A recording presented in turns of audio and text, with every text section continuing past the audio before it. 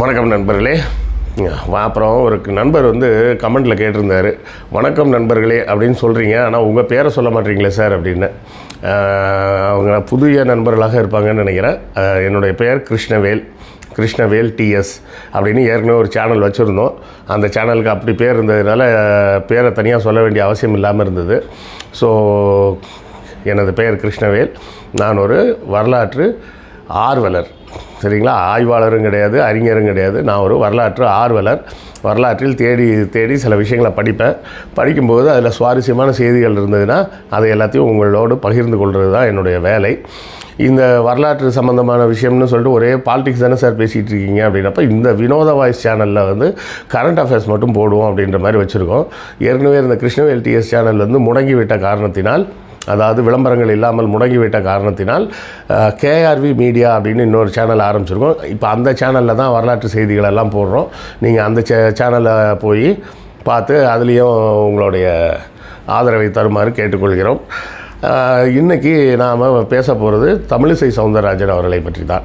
அவங்க என்ன விஷயம், என்ன செய்தின்றதை இந்த காணொலியில் பார்ப்போம். அப்புறம் நண்பர்களே, புத்தகம் வாங்குவதற்கான வழக்கமான ஒரு கோரிக்கை. நம்ம இந்த வினோத வாய்ஸ் சேனல் வந்து மானிட்டைஸ் ஆகிடுச்சு, எல்லாம் உங்கள் அன்பின் ஆதரவும் காரணமாக. அதனால் இப்போ இதில் விளம்பரங்கள் வருது. ஆனாலும் இந்த விளம்பரங்களின் மூலம் வரக்கூடிய வருமானம் வந்து நம்ம கேஆர்வி சேனலில் வந்த அளவுக்குலாம் ஒன்றும் வராது. அதோட கம்பேர் பண்ணால் 1/10 பங்கு வந்தாலே ஜாஸ்தின்னு வச்சிங்களேன். உங்கள் ஆதரவு தொடர்ந்து எங்களுக்கு வேண்டும். புத்தகங்கள் வாங்கினீங்கன்னா அதை கொண்டு இந்த சேனலை நடத்துவதற்கு இன்னும் கொஞ்சம் சிறப்பாக நடத்தலாம். செய்திகளையும் இன்னும் அழகாக சேகரித்து கொடுக்கலாம். ஸோ இல்லை சார், பணம்லாம் கேட்காதீங்க சார். நம்ம பணம்லாம் கேட்குறது கிடையாது. நம்ம கேட்குறது என்ன கேட்போம், புத்தகங்கள் வாங்கி அதன் மூலமாக வருவாயை வைத்து நடத்துகிறோன்னு தான் சொல்கிறோம். இல்லை சார், புக்கெல்லாம் வாங்குறதுக்கெல்லாம் இப்போதைக்கு முடியாது சார், படிக்கிறதுக்கே எனக்கு நேரம் இல்லை சார் அப்படி இப்படின்னு நிறைய பேர் சொல்லலாம். வெளிநாடு வாழ் மக்கள் வந்து நீங்கள் புத்தகங்கள் வாங்கணும்னா முடிஞ்ச நேரம் வாங்கினாலும் வாங்குங்க. இல்லை வேண்டாம் அப்படின்னா அமேசான்லேருந்து கிண்டில் வெர்ஷனே நீங்கள் எடுத்து படிச்சுக்கலாம். பாபர் நாமா வர உள்ள எல்லா புத்தகங்களும் அமேசான் கிண்டிலில் கூட இருக்குது. இது எல்லாம் எதுவுமே முடியாதுன்னா கூட இந்த வீடியோக்களை ஷேர் பண்ணுங்கள். ஷேர் பண்ணாலே அதுவும் ஒரு வகையால் ஆதரவு தான். லைக் போடுங்க, கமெண்ட் போடுங்க, எல்லாமே ஆதரவு தான். ஸோ ஏதாவது ஒரு வகையில் எங்கள் சேனலுக்கு தொடர்ந்து உங்கள் ஆதரவை கொடுத்து கொண்டே இருங்க. தமிழிசை சவுந்தரராஜன் இவங்க யார் அப்படின்னு பார்த்தோம்னா, ஒரு பாரம்பரியமான காங்கிரஸ் பின்னணியை கொண்ட குடும்பத்தில் பிறந்தவர். குமரி அனந்தன் அப்படின்னு நீங்கள்லாம் கேள்விப்பட்டிருப்பீங்க. அவர் பேர்லேயே இருக்குது குமரி. குமரி மாவட்டத்தை சேர்ந்தவர். குமரி மாவட்டத்தில் களியக்காவிளை அப்படின்னு சொல்கிற ஊரில் பிறந்து வளர்ந்தவர்.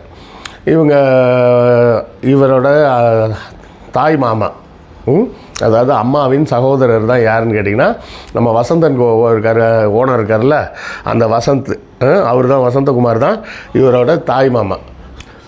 இவங்க பிறந்து வளர்ந்ததெல்லாம் கன்னியாகுமரி என்றாலும் கல்லூரி படிப்பும் மருத்துவ படிப்பும் சென்னையில் தான் படித்தாங்க. சென்னையில் கல்லூரி முதல்ல பிஎஸ்சி டிகிரி படிச்சிருக்காங்க. அப்போ வந்து எங்கன்னா சென்னை எத்திராஜ் காலேஜில் தான் படிச்சிருக்கிறாங்க. அப்போது இருந்தே வந்து அவங்க வந்து பல்வேறு மாணவ அமைப்புகளில் இருந்து பழகியிருக்கிறாங்க. சிறு வயதிலிருந்தே இந்த தமிழ் பேச்சு அப்படிங்கிறது வந்து அவங்களுக்கு அவங்க அப்பாவிடமிருந்து அப்படியே எளிமையாக வந்துவிட்ட ஒரு செய்தி. இவங்களுக்கு வந்து மருத்துவக் கல்லூரியில் சிறப்பாக இடம் வாங்கி கொடுத்தது ஒரு ரெக்கமெண்டேஷன். முதலமைச்சர் கோட்டாவில் ரெக்கமெண்டேஷனில் கலைஞர் தான் வாங்கி கொடுத்தாருன்னு சொல்லுவாங்க.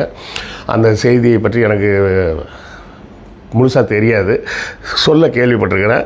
அது உண்மையாக பொய்யான்றதை உங்களுக்கு தெரியும்னா கமெண்ட்டில் சொல்லுங்கள், நானும் அதை உறுதிப்படுத்திக்கிறேன். பின்னர் மருத்துவம் படிப்பு முடிந்த பிறகு சவுந்தரராஜன் என்ற மருத்துவரை தான் திருமணம் செய்கிறாங்க. அவங்களுக்கு 2 பசங்க, ஒரு பையன் ஒரு பொண்ணு. 2 பேருமே டாக்டர் தான். ஸோ குடும்பத்திலேயே 4 டாக்டர் ஆகிட்டாங்கன்னு வச்சுக்கோங்க. இப்போ அதெல்லாம் விடுங்க. இவங்க வந்து 2005 கிட்டேருந்தே வந்து பாஜகவுக்கு வந்துட்டாங்க அப்படின்னு சொல்லுவாங்க. பல காலமாக பாஜகவில் தான் இருக்கிறாங்க.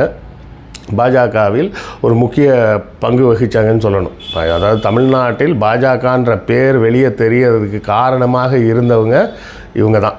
அப்போ அண்ணாமலை ஒன்றுமே செய்யலையா சார்ன்னா, அண்ணாமலை தன்னை முன்னிறுத்தி கொள்வது தான் அவர் செஞ்சாரே தவிர பாஜகன்ற கட்சியெல்லாம் அவர் முன்னிறுத்தவும் இல்லை, அதை வந்து வளர்க்கவும் இல்லை. இவங்க ஏற்கனவே வளர்த்து வச்சுட்டு போன கட்சியில் இருந்த ஆட்களை பூரா மொத்தமாக காலி பண்ணது தான் மிச்சம். அப்போ அதுக்கு முன்னாடிலாம் பார்த்தீங்கன்னா அவர் கேடி ராகவன், எச் ராஜா, காயத்ரி ரகுராம், அது இதுன்னு நிறைய பேர் இருந்தாங்க. நிறைய தெரிந்த முகங்களாக நிறைய பேர் இருந்தாங்க. ஈவன் இப்போ பாருங்கள், குஷ்புவே பாஜகவில் தான் இருக்கிறாங்கன்னு சொல்கிறாங்க. குஷ்புவை எங்கேயாவது நம்ம பார்த்துருக்குறோமா? அவங்க எங்கேயாவது பேசி கேட்டிருக்கோமா? அந்த ரேஞ்சுக்கு வந்து அண்ணாமலை வந்து டோட்டலாக எல்லாரையும் இருட்டடிப்பு செஞ்சிட்டாங்க. அது மட்டும் இல்லை, நமக்கு கொள்கை ரீதியாக பிடிக்காத கட்சியாக இருந்தாலும் சரி, தமிழிசை சவுந்தரராஜனை வந்து தமிழ்நாட்டு மக்கள் வந்து ஒரு சொந்த ஒரு சகோதரியை பார்க்குற மாதிரி தான் பார்ப்பாங்க. பேசும்போதே நம்ம தமிழிசை அக்கா அப்படின்னு தான் சொல்லுவாங்க. அதே போல் அவங்களும் பார்த்திங்கன்னா அந்த பேட்டிகள்லாம் பார்த்திங்கன்னா பேட்டி கொடுக்கும்போதே பார்த்திங்கன்னா யாராவது மைக்கு நீட்டி அக்கா அப்படின்னு சொல்லி சில நேரம் கேட்டுருவாங்க. அப்படி கேட்டால் கூட சொல்லுங்கள் தம்பி அப்படின்னு சொல்லி அவ்வளோ அன்பாக தான் பேசுவாங்க. அதாவது ஒரு சீசன்டு பாலிட்டிஷியன் எப்படி இருக்கணுமோ அது வந்து நீங்கள் தமிழிசை சவுந்தரராஜனை பார்த்து கண்டிப்பாக தெரிஞ்சுக்கலாம்.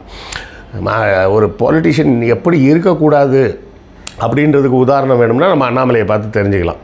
அண்ணாமலை என்பவர் அவர் வந்து அந்த காவல்துறையில் இருந்த மாதிரியே வந்து பிஜேபியை ஒரு மெஷினரி மாதிரி கொண்டு போகணும் அப்படின்றது தான் அவரது பார்வையாக இருக்குது. அது வந்து என்றைக்குமே உதவாது. ஏன்னா அது அவங்க தலைவர் மோடி எப்படி நடந்துக்கிறாரோ, மோடி வந்து பார்த்திங்கன்னா அகில இந்திய அளவில் எல்லாரையும் காலி பண்ணார். ஒருத்தர் விடாமல் அந்த தெரிஞ்ச முகங்களாக இருந்த எல்லா பாஜக பிரமுகர்களையும் ஓரங்கட்டி எல்லாரையும் வீட்டில் உட்கார வச்சார்.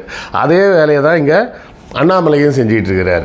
ஒவ்வொருத்தருக்கும் வீடியோ ரிலீஸ் பண்ணுறது, அவங்கள பூரா அதோட பொது வாழ்க்கைக்கே வரமுடாத அளவுக்கு அசிங்கப்படுத்துறது, இல்லைனாலும் கட்சிக்கு வந்தாலும் கட்சி ஆஃபீஸ்லேயும் அசிங்கப்படுத்துறது, உதாசீனப்படுத்துறதுன்னு சொல்லியே எல்லாரையும் கட்சியிலேருந்து ஒழிச்சு கட்டிட்டார். இப்போ கட்சி தன்னுடைய கட்டுப்பாட்டில் இருக்குது அப்படின்ற மாதிரி அவர் நினச்சிட்டு இருக்கிறாரு. இது எவ்வளோ நாளைக்குன்னு தெரில. மோடியே அங்கே ஏற்கனவே அவருக்கே அங்கே டப்பா டான்ஸ் ஆடுது. இதில் அண்ணாமலை வந்து எங்கே போவார்?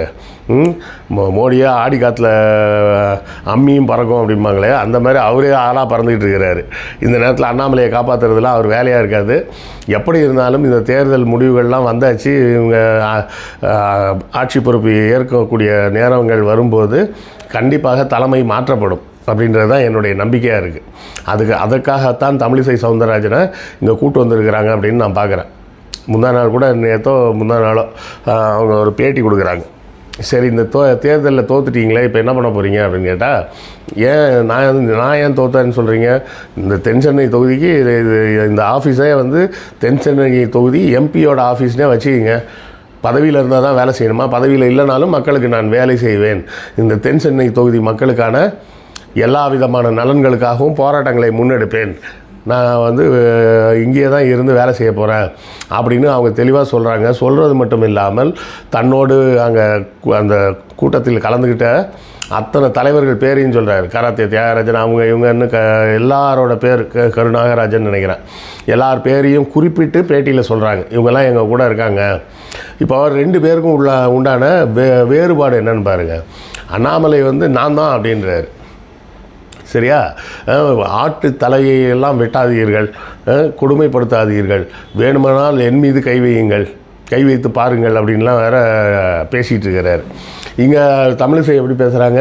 இதோ நான் என்ன தனியாக இருக்கிறேன், இவ்வளோ பேர் என் கூட இருக்காங்க பாருங்கள், நாங்கள் எல்லாருமா சேர்ந்து வேலை செய்வோம் அப்படின்றாங்க. அதாவது தன்னை முன்னிறுத்துவதும் தங்களை முன்னிறுத்துவது அப்படின்றதுக்கு உண்டான வித்தியாசம்தான் இது. அண்ணாமலை பேசுறது பூரா ஐன்னு பேசுகிறாரு. There is no I in a team அப்படின்னு சொல்லுவாங்க ஆங்கிலத்தில். ஒரு பழமொழி மாதிரி சொல்லுவாங்க, ஒரு டீம் ஒர்க்லனா there is no I in the team அப்படிம்பாங்க. டீம்ன்ற வார்த்தைக்குள்ளேயே ஐ கிடையாது அப்படின்னு. ஸோ இவங்க என்ன பேசுகிறாங்க? நாங்கள் அப்படின்னு பேசுகிறாங்க. There is a e in both we and team அப்படின்னு இன்னொன்று நம்ம சேர்த்து வேணால் சொல்லலாம். அப்படியாக எல்லோரையும் அரவணைத்து செல்லக்கூடிய ஒரு தலைவராக தமிழிசை சவுந்தரராஜனை நம்ம பார்க்கலாம். இப்படிப்பட்ட ஒரு சூழலில் என்ன மாதிரியான மாற்றங்கள் தமிழக பாஜகவில் ஏற்பட போகுது அப்படின்னு பார்த்தீங்கன்னா, கண்டிப்பாக அண்ணாமலை ஓரங்கட்டப்படுவார், இல்லை கட்டங்கட்டி நீக்கப்படுவார். முன்னாடி மாதிரி எங்கேயாவது கவர்னர் போஸ்ட்லாம் கொடுக்கலான்னா அதுக்கும் வழி இல்லை இங்கே.